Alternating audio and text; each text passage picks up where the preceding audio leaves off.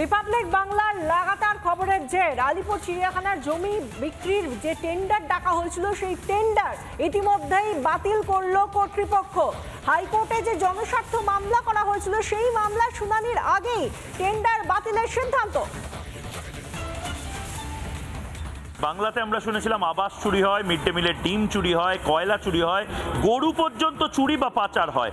কিন্তু আলিপুর চিড়িয়াখানা ভারতবর্ষের প্রথম চিড়িয়াখানা, মাথায় রাখুন, সেই চিড়িয়াখানার যে জন্তু জানোয়ার সেগুলো, পশু পাখি, সেগুলো যে পাচার হবে তৃণমূল আমলে, এটা অবিস্মরণীয়। কোনোদিন হয়তো আমরা দেখতে পারবো ভিক্টোরিয়া মেমোরিয়ালের ওই পরিচিও পাচার হয়ে গেছে, পরিচিও চুরি হয়ে গেছে এই বাংলাতে।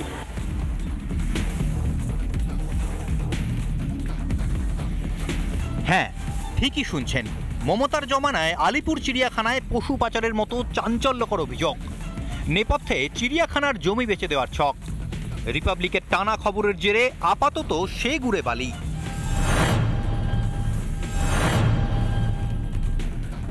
ঐতিহ্যবাহী আলিপুর চিড়িয়াখানা নিয়ে চাঞ্চল্যকর অভিযোগটি তুলেছে একটি স্বেচ্ছাসেবী সংগঠন।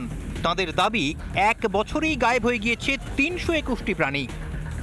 টোটাল আমরা ছেড়ে এসেছি ওখানে 2022 অবধি 670 খানা পশু। আজকে আমরা হাইকোর্ট মাধ্যম দিয়ে জানতে পাচ্ছি কি 351 পশু এখন আছে, মানে 321টা পশু কোথায় চলে গেছে, হঠাৎ উধাও হয়ে গেছে 321 খানা পশু। ওই স্বেচ্ছাসেবী সংগঠনের আরও দাবি, প্রাণীর সংখ্যা কমার পেছনে রয়েছে এক গভীর ষড়যন্ত্র। অভিযোগ, আলিপুর চিড়িয়াখানার 34A বেলডেভিয়া রোডের প্রায় 3 একর জমি বাণিজ্যিক ব্যবহারের জন্য বিক্রির প্রক্রিয়া চলছে। এর জন্য টেন্ডারও ডাকা হয়েছে। গোটা বিতর্কের জল গড়ায় আদালতে। জনস্বার্থ মামলা দায়ের হয় কলকাতা হাইকোর্টে। আর এই খবরই দেখিয়ে যাচ্ছিল রিপাবলিক বাংলা। এবার জমি বিক্রির টেন্ডার বাতিলের সিদ্ধান্ত কর্তৃপক্ষের। কলকাতা হাইকোর্টে মামলার শুনানির আগেই টেন্ডার বাতিলের নোটিফিকেশন জারি করা হয়েছে কর্তৃপক্ষের তরফ থেকে, এবং গতকাল থেকে রিপাবলিক বাংলা টানা এই খবর দেখিয়ে গেছে দর্শকদের জন্য। কোন দিন মমতা ব্যানার্জি নিজেই পাচার হয়ে যায় বাংলা থেকে,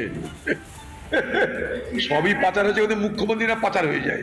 ভালো তো, চিড়িয়াখানার পাশে নবান্ন, ওখানে দেখবেন মমতা ব্যানার্জি নিজেই পাচার হয়ে গেছে। এত পাচারকারীদের দাপট বাংলায় শুরু হয়ে গেছে। চিড়িয়াখানার পশু পক্ষীরাও এই আমলে নিস্তার নেই। 321 জন পশু পক্ষী এবং বিরল প্রজাতির রেয়ার স্পেসিস তাদের সেখানে পাওয়া যাচ্ছে। প্রশাসনিক অস্বচ্ছতা এবং সম্ভাব্য পশু পাচারের ইঙ্গিত জানিয়ে তোলপাড়। এবার টেন্ডার বাতিলের সিদ্ধান্তেই যেন সব অভিযোগে শিলমোহর। মাননীয়ার শাসনকালে আরও কত কি যে দেখতে হবে তার কথা নেই। প্রিয়াঙ্কা রায়, রিপাবলিক বাংলা, কলকাতা। নানা ধরনের কন্টেন্ট দেখার জন্য লাইক করুন, শেয়ার করুন আমাদের ফেসবুক পেজ, সাবস্ক্রাইব করুন আমাদের ইউটিউব চ্যানেল। পাশাপাশি অন্যান্য ব্রেকিং নিউজের জন্য অবশ্যই চোখ রাখুন রিপাবলিক বাংলায়।